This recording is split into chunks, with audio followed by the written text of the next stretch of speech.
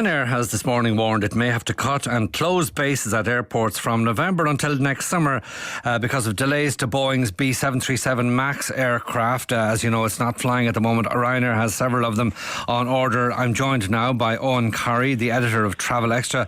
Eoghan, just give us the context here about Ryanair and those Boeing 737 MAXes.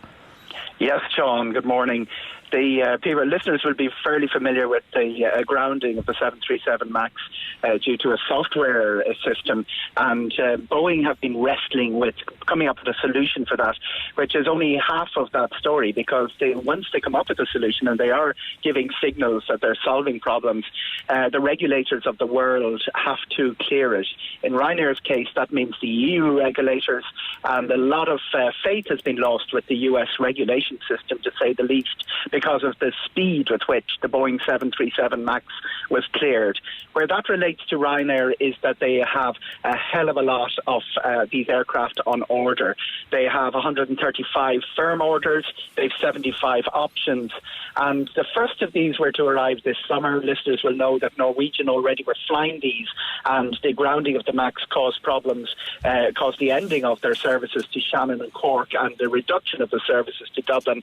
Ryanair had 5 on order. I was talking to Michael O'Leary in Brussels last week. He said it caused them a little bit of a headache, but the real headache comes in the coming winter. There are 35 of these aircraft on their way. There's big Ryanair's entire business plan is built on growth of around 10% per annum, and they are founding this growth on the deliveries of the MAX.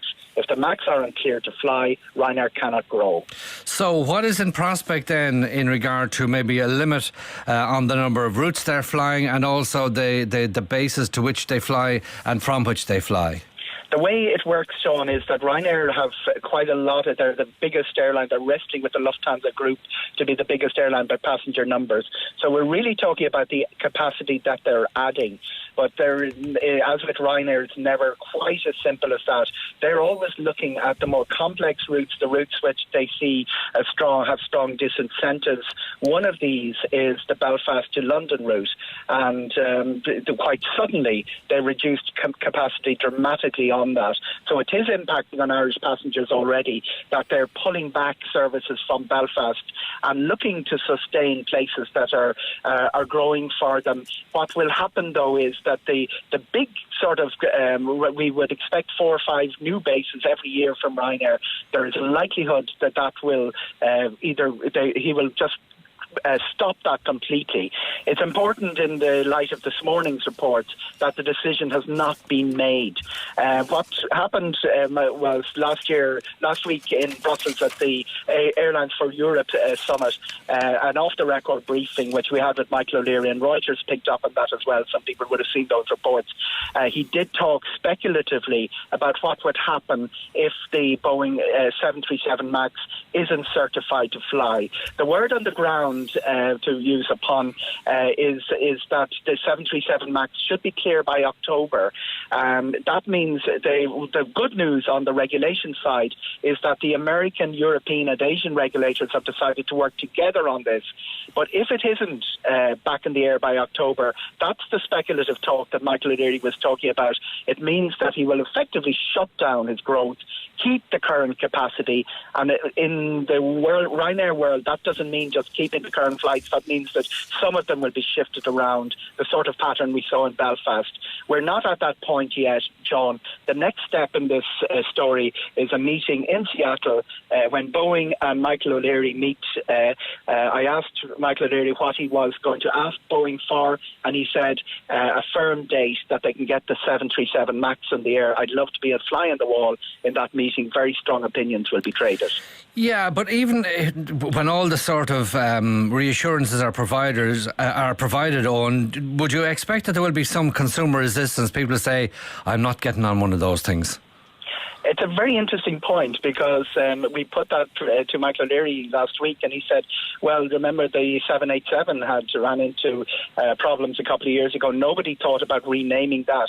But already the keen aviation spotters It's an industry where it has more than its fair share of people that hang around airports with cameras and binoculars have spotted that one of the Ryanair aircraft in Seattle, which is destined to be delivered, has already been renamed. It no longer carries 737 MAX.